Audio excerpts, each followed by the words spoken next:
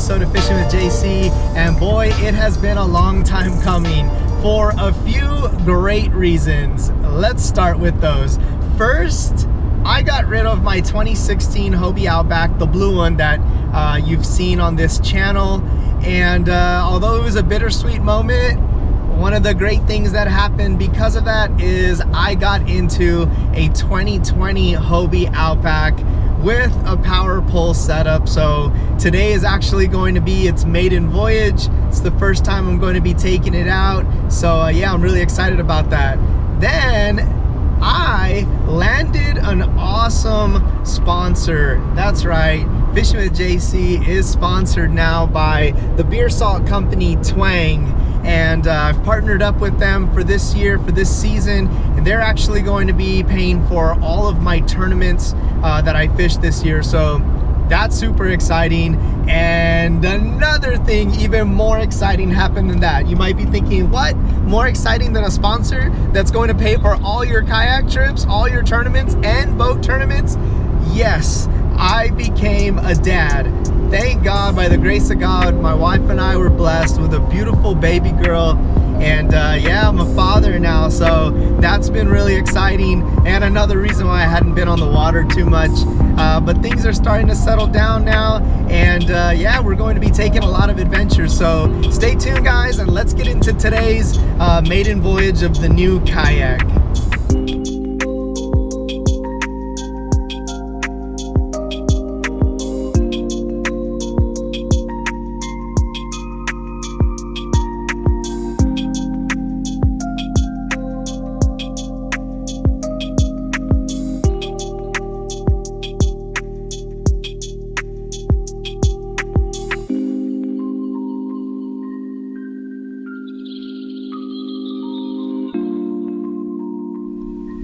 Alright guys, so I made it out on the water. Again, this is the first time I'm using my 2020 Hobie Outback. It feels really good so far.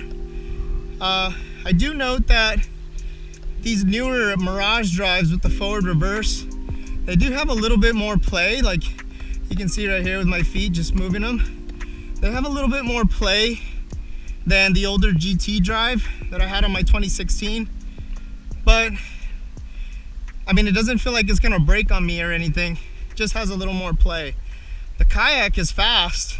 It's faster than my 2016, and that's because I have the Hobie cart wheels loaded and my power pole system, which has a battery that weighs a few pounds, and just everything else that I have rigged up in here. It's still pretty quick. All right, guys, I'm out here in my destination.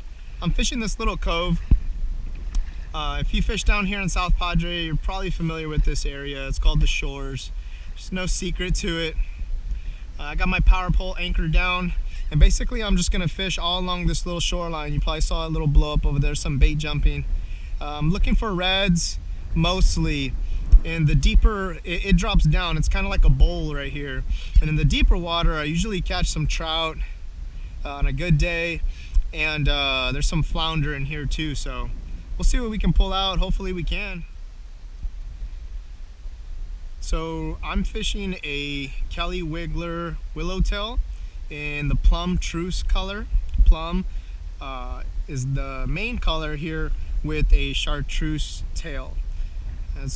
These are called Willowtails. They have like a diamond pattern tail.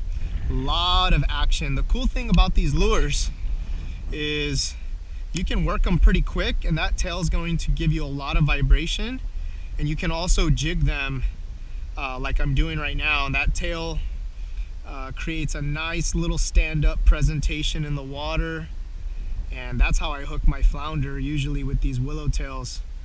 Really great bait, great lure to use. Check them out. Again, it's a Kelly Wiggler lure. All their lures are fantastic. That's all I fish really for saltwater. Again, there's a lot of bait working like that right here in front of me. Hoping that there are some reds stalking these mullet. It's mostly mullet in here and little pinfish. Hopefully there's some reds stalking them and they will take my lure. I'm fishing a new reel as well, so I'm kind of working out the kinks on that. It's nothing fancy. It's a Shimano. I love Shimano and Daiwa reels.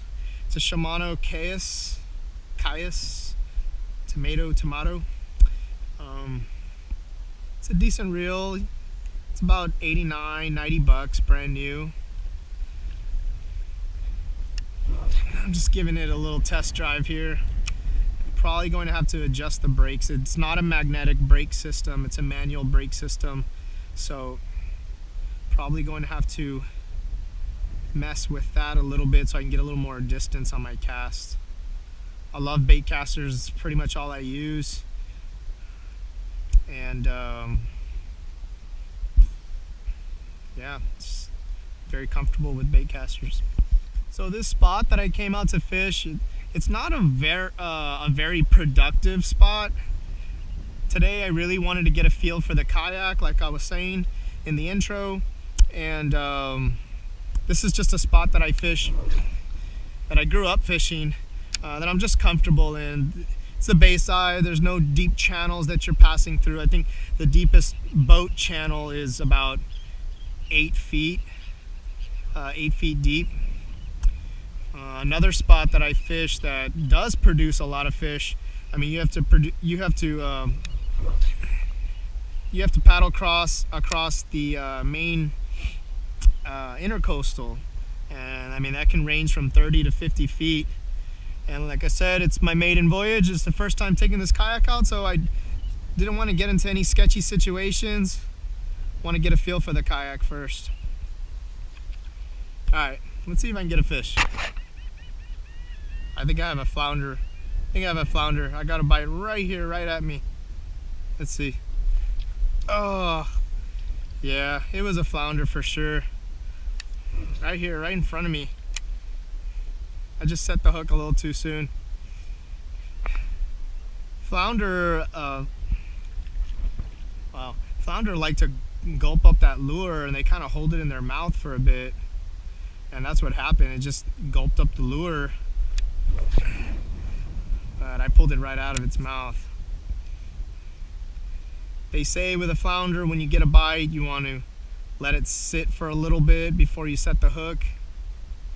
Well, I had the bite, I turned on the GoPro, and I think I just set the hook a little too soon.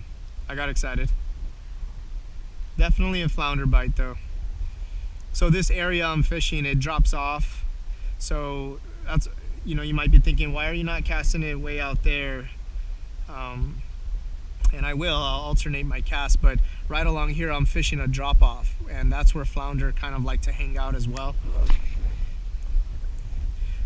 They'll hang out either right above the drop off or sometimes even right along the edge. And when bait fish swim up over that drop off, the flounder will just scoop them right up. And then the redfish will come in, and the trout will come in from this deeper bowl here, and they will attack the bait fish coming in on the shoreline. I mean, I've seen some major blow-ups here on the shoreline before. You've probably seen a couple right here that look more like bait fish, but you'll see some blow-ups. You'll know when it's a red. It's a cool spot. Real cool spot.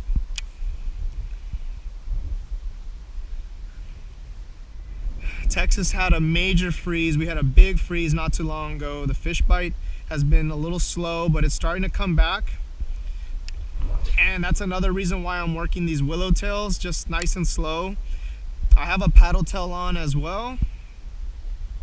But I'm just kind of jigging these willow tails nice and slow. The fish are a little lethargic, some of them, but like I said, the bite's been starting to pick up recently. A lot of my buddies are guides, and they've been starting to catch quite a few fish.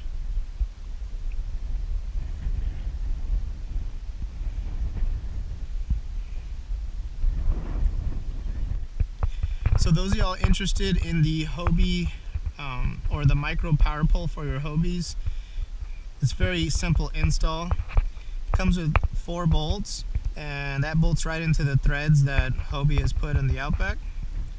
I have the battery pack installed. I charged it for a little bit before I came. It had 3 bars when I left the house, and it still has 3 bars. It's plenty of power. I mean, you can get hours worth of use. And basically, I have the remote. I'm wearing it on the necklace, so around the neck. I have the remote, which is up and down. You double click up, it'll bring the pole all the way up. You double click down, it'll bring the pole all the way down to pull you down. Or you can just tap it once and it'll adjust from there. I also have the little remote that you can install into the kayak as well. And this is just besides the battery operated remote. This is directly onto the kayak, and again that runs on like 1 AAA battery, 2 AAA batteries. And yeah, so this is how it works right here. I'll show you right now. I'm going to double click it up and it's going to bring the pole all the way up. And released my kayak from its anchor position. So my kayak's going to start drifting. I don't want it to drift too far, so I'll just anchor down. I'll double click down. And there you go. There you have it. It's a game changer, especially for you tournament fishermen. Super awesome. I mean, you can wade, throw some casts, bring the pole up, let the kayak drift towards you, and do it all over again. After it goes all the way up, it readjusts and it comes down a little bit. I like to bring it down just a little more. And yeah, so that's that. Not much to it. I'm gonna try one more spot over here before I leave, before I head out. It's just a quick trip, like I said. Wanted to test out the kayak. So let's do that. So I'm gonna fish along this little drop off here. There's a little channel. There's usually a lot of bait fish swimming through here, and a lot of trout and reds feeding off of them. So I'm just gonna circle around, drop the power pole down,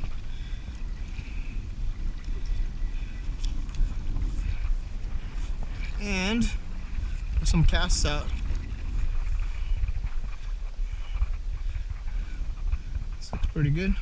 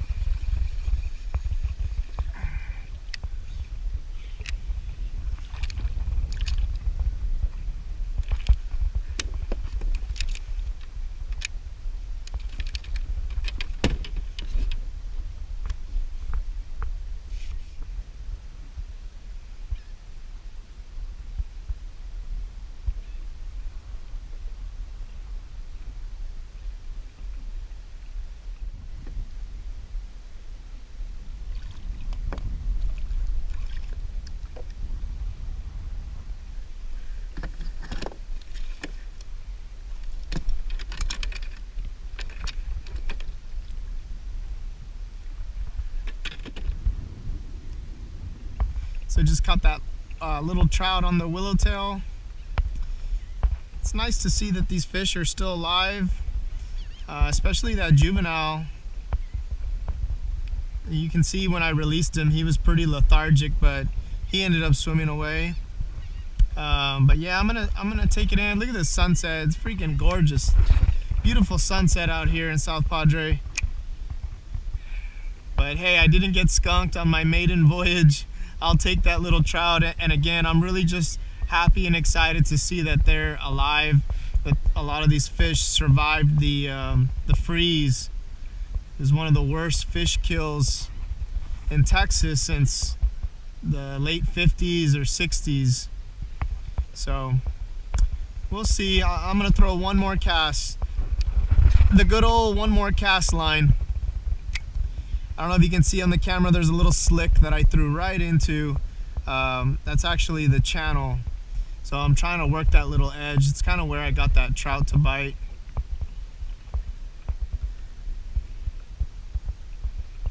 But I only have about 25 more minutes left of light.